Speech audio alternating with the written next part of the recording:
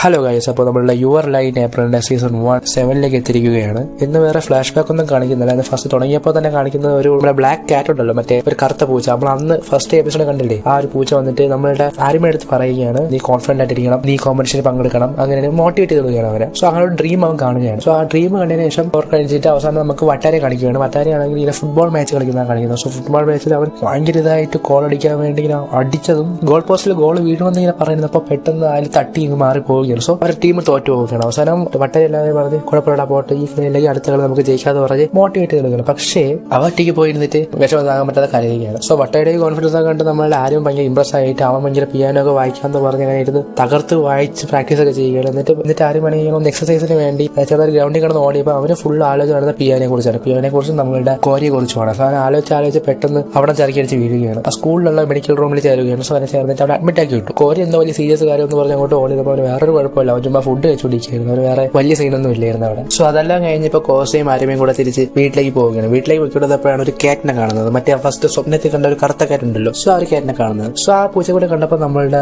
ആരും അപ്പോഴൊന്നും പറയുന്നില്ല. നേരെ എന്നിട്ട് പാക്കി പോയിരുന്നിട്ട് നമ്മളുടെ ആരുമ പറയുകയാണ്, ഈ പൂച്ച ഞാൻ ഇന്ന് രാവിലെ ഹാലുസിനേഷൻ ചെയ്തതേ ഉള്ളായിരുന്നു. ഈ പൂച്ച എന്റെ വീട്ടിലുള്ള പൂച്ചയായിരുന്നു, എന്റെ അമ്മ വളർത്തിയിരുന്ന പൂച്ചയായിരുന്നു. എനിക്ക് എപ്പോൾ ഈ പൂച്ച കാണുമ്പോൾ എന്റെ അമ്മയുടെ ഓർമ്മ എനിക്ക് വരുന്നത് എന്ന് പറഞ്ഞ് ആരുമ കുറച്ച് ഫീൽ ആവുകയാണ്. ഈ അമ്മയെ കുറിച്ച് ആലോചിച്ച് വിഷമിച്ചിരുന്നിട്ട് ഒരു കാര്യമില്ല. അതിന് പകരമായിട്ട് എന്റെ അമ്മയുടെ ഡ്രീം എന്താണ്, ഇന്ന് നല്ലൊരു പിയാനിസ്റ്റ് ആകണം, അതാണ് നിന്റെ അമ്മയുടെ ഡ്രീം. സോ ആ ഡ്രീമിനെ വേണ്ടി നീ ഫോക്കസ് ചെയ്ത് നിൽക്കുക, ഉറപ്പായിട്ട് നീ ഒരു നല്ല പിയാനിസ്റ്റ് ആവും എന്ന് പറഞ്ഞിട്ട് ഭയങ്കര സ്ട്രെസ്ഫുൾ ആയിട്ട് ഇരിക്കും. സോ അവന്റെ സ്ട്രെസ് മാറ്റാൻ വേണ്ടി അവന്റെ കയ്യിൽ ഇങ്ങനെ അവളെ പിടിച്ചിട്ട് പറയുകയാണ്, ഈ കൈ എന്ന് പറഞ്ഞാൽ ഈ പിയാനോ വായിക്കുന്ന കൈയാണ്, ഒരു പിയാനോ മാസ്റ്ററിന് വേണ്ടി മാത്രം രൂപാന്തരപ്പെടുത്തി തെളിഞ്ഞൊരു കൈയാണ്. സോ അതുകൊണ്ട് ഈ കൈ അതിനു വേണ്ടി നീ യൂസ് ചെയ്യണം എന്ന് പറയുകയാണ് നമ്മളുടെ കോരി ആരുമയോട്. സോ അങ്ങനെ ആരുമ കുറച്ച് മോട്ടിവേറ്റ് ആവുകയാണ്. സ്വപ്നത്തിലെ വീണ്ടും ഹാലുസിനേഷനിൽ നമ്മളുടെ പൂച്ച വീണ്ടും വരികയാണ്. പൂച്ച വീണ്ടും വന്നിട്ട് അവന്റെ അമ്മ ചോദിക്കുന്നത് പോലെ പൂച്ച അവളോട് ചോദിക്കുകയാണ്, നീ കോൺഫിഡന്റ് ആണോ, നീ ഉണ്ടോ, നീ പിയാനോ വായിക്കുന്നുണ്ടോ ചോദിക്കുമ്പോൾ യെസ് ഞാൻ കോൺഫിഡന്റ് ആണ്, ഞാൻ ആ കോമ്പറ്റീഷനിൽ പോകുന്നുണ്ട് എന്ന് പറയുകയാണ്. സോ അടുത്ത ദിവസം ആ ഒരു കോൺസേർട്ടിന് വേണ്ടി ആ സ്ഥലത്തേക്ക് ആ ഒരു ഓഡിറ്റോറിയത്തിലേക്ക് പോയിരിക്കുകയാണ്. അപ്പോഴാണ് കഴിഞ്ഞ എപ്പിസോഡിൽ കാണിച്ച രണ്ട് കുട്ടികളുണ്ടല്ലോ, രണ്ട് എനിമീസ് എന്ന് പറയുന്നത്, എനിമീസ് അല്ല, രണ്ട് കോമ്പറ്റീറ്റേഴ്സ് ഉണ്ടല്ലോ. സോ അവര് ഈ ഒരു ആരുമയെ തോപ്പിക്കണം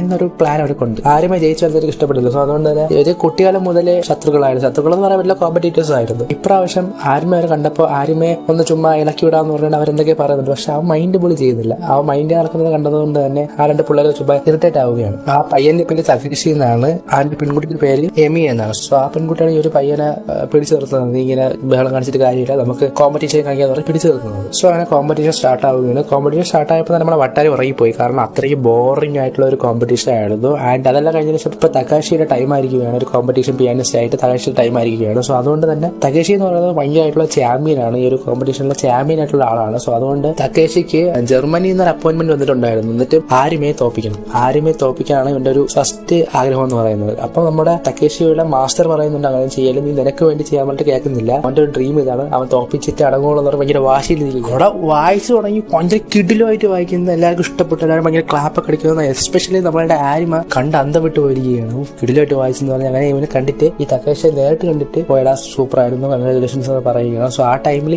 അവൻ അലിഞ്ഞു പോകുകയാണ്, ഇത്രേ ഉള്ളായിരുന്നു, ഓക്കെ താങ്ക് യു എന്നൊക്കെ പറയുകയാണ്.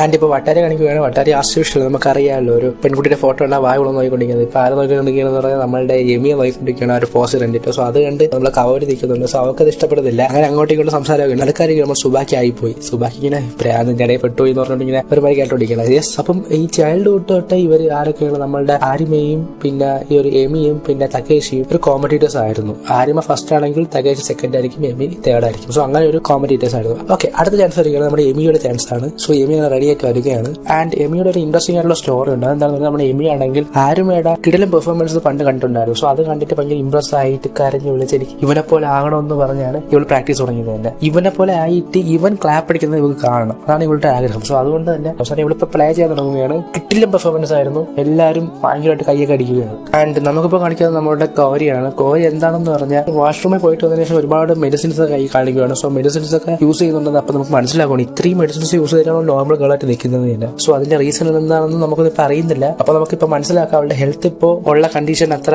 ബെറ്റർ അല്ലെന്ന് നമുക്ക് മനസ്സിലാക്കാം. ആൻഡ് നമ്മുടെ ആരുമാണെങ്കിൽ ഭയങ്കര നെർവസ് ആയിട്ടിരിക്കുകയാണ്, കാരണം എമിയും തകേഷിയും കിടലായിട്ട് പെർഫോമൻസ് ചെയ്തിട്ടുണ്ട്. സോ ആ രണ്ടുപേരും തോപ്പിച്ച് പെർഫോമൻസ് ചെയ്യണം എന്ന് പറഞ്ഞാൽ ഭയങ്കര ഒരു പാടാണ്, ടഫ് ആയിട്ടുള്ള സിറ്റുവേഷൻ ആണ്. സോ അവരെ തോപ്പിക്കണം എന്ന് പറഞ്ഞ് നെർവസ് ആയിട്ടിരിക്കുകയാണ് നമ്മുടെ ആരിമ. ഓക്കെ, അങ്ങനെ നമ്മുടെ ആരിമ അങ്ങോട്ട് വരികയാണ്. ആരിമ അങ്ങോട്ട് വന്നപ്പോൾ തന്നെ നമ്മളുടെ തകേഷിയും നമ്മുടെ എമിയും കൂടെ ആലോചിക്കുകയാണ് അവ ഏത് മ്യൂസിക് ആയിരിക്കും പ്ലേ ചെയ്തെടുക്കുന്നത്, നമ്മളെ തോപ്പിക്കാൻ വേണ്ടി ഏത് മ്യൂസിക് ആയിരിക്കും എടുക്കുന്നത്. ഭയങ്കര ക്യൂരിയസ് ആയിട്ട് ഇരിക്കുകയാണ്. അപ്പോൾ നമ്മളുടെ ആരിമ അങ്ങോട്ടേക്ക് വന്നിട്ട് അവനൊരു ഹാലുസിനേഷൻ വരികയാണ്. മറ്റേ കാറ്റ്, ആ പൂച്ച വന്നിട്ട് അവന് പണ്ടത്തെ ഫ്ലാഷ് ബാക്കിലേക്ക് ഓർമ്മ പോവുകയാണ്. എന്താണെന്ന് പറഞ്ഞാൽ അവന്റെ അമ്മ സുബാക്കിയിലൂടെയും വട്ടയിലൂടെയും കളിക്കാൻ പോലും വിടാതെ അവനെ പിടിച്ചു നിർത്തി പിയാനോ വായിപ്പിക്കുന്നതാണ് നമുക്ക് ആ ഒരു ഫ്ലാഷ് ബാക്ക് കാണിക്കുന്നത്. സോ അവന്റെ അമ്മയുടെ ഡ്രീം എന്ന് പറഞ്ഞാൽ നല്ലൊരു പിയാനിസ്റ്റ് ആവുക എന്നുള്ളതായിരുന്നു. ആ ഇടയ്ക്ക് വെച്ച് അവന്റെ അമ്മയ്ക്ക് വയ്യാതായിട്ടുണ്ടായിരുന്നു. സോ വയ്യാതായതുകൊണ്ട് തന്നെ അവൻ വിചാരിക്കുകയാണ് ഞാൻ നല്ലൊരു പിയാനിസ്റ്റ് ആയി എന്റെ അമ്മയുടെ അസുഖങ്ങളെല്ലാം മാറും എന്ന് പറഞ്ഞ് അവൻ ട്രൈ ചെയ്യുകയാണ്. പക്ഷേ അവൻ നല്ലൊരു പിയാനിസ്റ്റ് ആയി മാറിയപ്പോൾ എന്താ സംഭവിച്ചത്? അവന്റെ അമ്മ അവൻ കാണാനില്ലായിരുന്നു. അവന്റെ അമ്മ അവനെ വിട്ട് പിരിഞ്ഞു പോയായിരുന്നു. ഫ്ലാഷ് ബാക്ക് അവിടെ വെച്ച് അവസാനിക്കുകയാണ്. ആൻഡ് അവൻ പെർഫോമൻസ് ചെയ്യാൻ വരികയാണ്. നെർവസ്നെസ് ഉണ്ട്. അപ്പോഴേക്കും അവന് കോഹ്ലിയുടെ മുഖം ഓർമ്മ വരികയാണ്. എന്നിട്ട് അവൻ നേരെ കോഹ്ലിയുടെ മുഖത്തേക്ക് നോക്കുകയാണ്. എന്നിട്ട് കോഹ്ലിയുടെ മുഖത്തേക്ക് നോക്കിയിട്ട് പെർഫോമൻസ് ചെയ്യുകയാണ്. പെർഫോമൻസ് നൈസായിട്ട് വരുന്നുണ്ട്, ഒരു മിസ്റ്റേക്ക് ഇല്ലാതെ വരുന്നുണ്ട്. അപ്പോൾ തന്നെ ഫ്ലാഷ് ബാക്കിലേക്ക് പോവുകയാണ്. അങ്ങനെ ആ ഒരു ഫ്ലാഷ് ബാക്ക് എന്താണെന്ന് പറഞ്ഞാൽ നമ്മളുടെ ഓഡിയൻസിന്റെ കൂടെ അവന്റെ അമ്മയോടെ ഇരിക്കുകയാണ്. അവന്റെ പെർഫോമൻസ് ആണ് അവന്റെ ചൈൽഡ്ഹുഡിൽ. സോ അവന്റെ പെർഫോമൻസ് നന്നായിരുന്നു. പക്ഷെ അവന്റെ അമ്മയ്ക്ക് ഇഷ്ടപ്പെട്ടില്ല. അവന്റെ അമ്മയ്ക്ക് അത് സാറ്റിസ്ഫൈ ആയിട്ട് തോന്നിയില്ല, അൺസാറ്റിസ്ഫൈഡ് ആയിരുന്നു. സോ അതുകൊണ്ട് തന്നെ അവനായിട്ട് എല്ലാവരും മുന്നിട്ട് അടിക്കുകയാണ്. സോ എല്ലാവരും മുന്നിട്ട് അടിച്ചിട്ട് നീ നല്ലൊരു പെർഫോമൻസ് ചെയ്യാന്ന് ചോദിച്ച് അടിക്കുകയാണ്. സോ അത് അടിച്ചത് അവന് ഇഷ്ടപ്പെട്ടില്ല. ഇഷ്ടപ്പെടാൻ ചോദിക്കുകയാണ്, നിങ്ങൾക്ക് വേണ്ടി നിങ്ങളുടെ അസുഖം കുറയാൻ വേണ്ടിയാണ് ഞാൻ ഇത്രയും നാളും കഷ്ടപ്പെട്ട്